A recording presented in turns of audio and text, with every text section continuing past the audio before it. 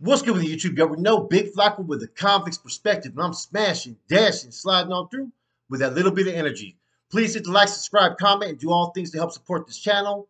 Let's keep it moving forward. And as always, man, hit that bell notification for fire content, man.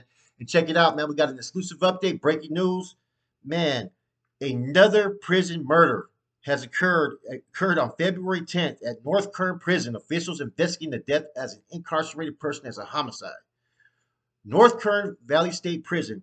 Officials are investigating the death of incarcerated person Ariel Torres as a homicide after he was found unresponsive in his cell. An officer was conducting a security welfare check of the housing unit when the officer approached a cell occupied by Torres and incarcerated person Matthew Halverstock. In the cell, they immediately summoned for medical response. Responding staff initiated life-saving measures and transported Torres to the institution's triage and treatment area. Torres was pronounced deceased at 9:41 p.m. NSKP Investigative Service Unit is facilitating the homicide investigation along with Kern's County District Attorney Office and the Kern County Coroner.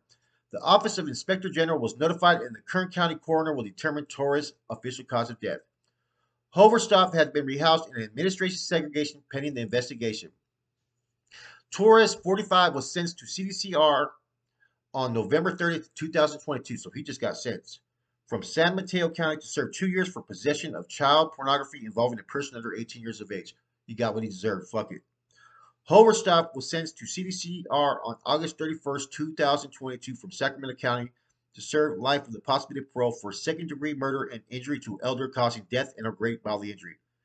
NKSP opened in April 1993 and is a medium security prison as well as reception center, housing approximately 3,500 inmates. The general population portion of the institute focuses on providing educational, vocational opportunities to the population. Man, yeah, this dude Torres looks like a fucking weirdo. Hey man, I hate to say, I don't have any type of remorse for anybody who has any type of things to do with child or any type of deviant behaviors, man. And I'm sorry that I know I'm supposed to try to walk a life, spiritual life, and not judge others, but that's one area I can't, man. And just looking at this dude, you see it, man. And so Matthew Hoverstock, BU2977, man. You guys want to look out for somebody that did something, man. That's the CDC number. You know what I'm saying? Man, he did that family some justice, man. That anybody who sits there and proselytizes or has that type of material, man. Man. Now these are the ones that look. I don't believe in violence, right? I'm not trying to advocate or promote any of that in any form or fashion, right? But when it comes to shit like this, I don't have any sympathy either, though. It's not like okay, oh, no, I don't. I will not acknowledge anyone with those type of charges, man. That's some sick fucking shit, man. And it just kind of had me flashback, man, to when I had a situation to where with this individual named his name was Osher Gutierrez or Osher what was his last name? I think Khan, right? He was a roommate of mine, and I bought a laptop off him, and sure enough, man, fucking he was asking for like the laptop back to fucking take off some stuff he had on there. He didn't realize making me an administrative user so I could do some music shit gave me access. I've seen some of the most fucking sickest shit, man. Man, we took off on that dude, man. I still remember that day, man. I told the homeboy, man, fuck, when he comes out, just crack him with a fucking bat, man. You know what I'm saying? And homeboy froze up, man. Finally, I confronted the dude and fucking, I had something on my hands, you know what I mean? And then finally, my little nephew took off on because he just had a baby too. The dude was denying. I said, man, don't try to deny me your fucking sick. You gotta have to get the fuck out of here, right? And he goes, well, I did lie. I had it, but I was selling it on the black market. Homeboy just hit him, bam. They see no, because he came out the shower. They see no, we're just smashing on. Cops came. You know what I'm saying? I ended up giving the fucking the laptop with all that shit, showing the cops about fucking that shit because in my eyes, man, if I didn't have access to kill the dude, I probably would have got caught.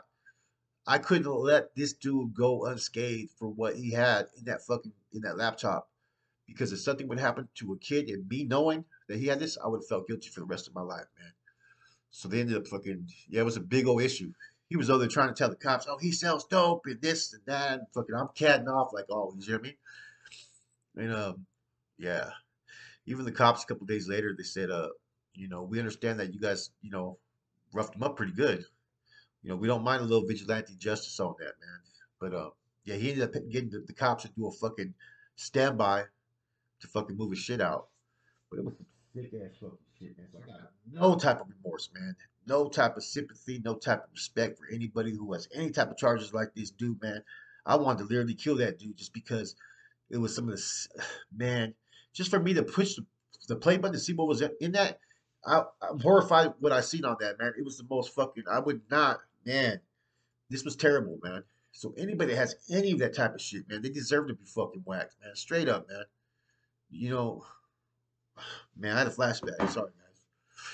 Anyways, you know, like I said, these type of things, like if there's gonna be that, if there's gonna be a hit, these are the ones I think that are considered worth it. But it's been a violent time in the Department of Corrections, man. A lot of people dying, a lot of hits, a lot of fucking conflict. The streets are going crazy, man. Fucking, you got all these earthquakes. Everything's happening right now, man.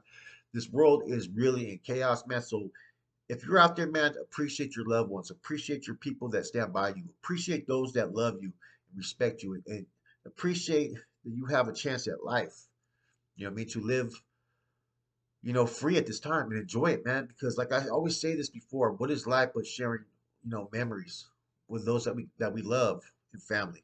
You know what I'm saying? That's what life's about, man. Make those memories. Not every day has to be a negative day. Not every day do we have to get behind something that's always bad.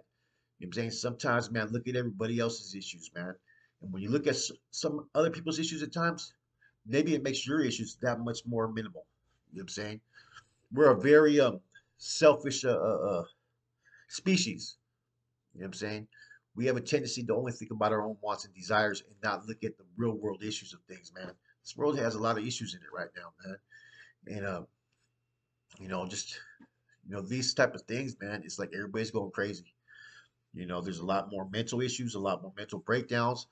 A lot of dudes are more open about their, what I'm saying, their wickedness, their evilness, their deviant behaviors, man.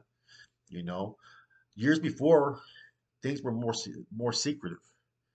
You know, now people are more open about their intentions and shit, man. And some of the stuff they're trying to push on these ballots is fucking ridiculous, man. You know, I know that the world's supposed to evolve and change, but there's certain things that we have to have a moral compass or integrity and say, look, you know what, this isn't right. You know what I mean? Stand down on certain issues, man. But Department of Corrections, it's going to get even bloodier, man. There's going to be a lot of different changes, man. I know people are talking a lot about the potential North and South. I don't think that's going to happen. I think that this issue, especially with information I got that these Sureños were not even active, and that probably gave them the incentive of reason to do it. Um, number one. Number two, it also looks like these guys, uh, whether they were directed by the regiment commander or just did it on their own, it looked like they acted on their own. You know what I'm saying? That nobody really was forcing them from behind the walls because we'd have indictments right now if that was the case, man. They had them under surveillance. You know what I mean? So I know there's been talk, people thinking, well, I think the South Siders and Northerners are going to get off. Nah, man. The relationship is became too much. There's too much solidarity that's already been established, man. And I don't think anybody wants to go back to going to war and have to the the pipeline shut down, nobody making money. Right now, everybody's flourishing. This is an isolated incident. They really didn't have nothing to do between these two organizations. Only one, potentially. With that said, it's your boy Flacco, Converse Perspective. You may see me out there at the Super Bowl this weekend, man. You know what I mean? Smashing and dashing, sliding on through. I'm gonna do a later on. I'm gonna do a Super Bowl preview of my thoughts of who's gonna win the Super Bowl. Probably on Real Talk. I'll probably do that. With that said, guys, I'm gone. Your boy Flacco.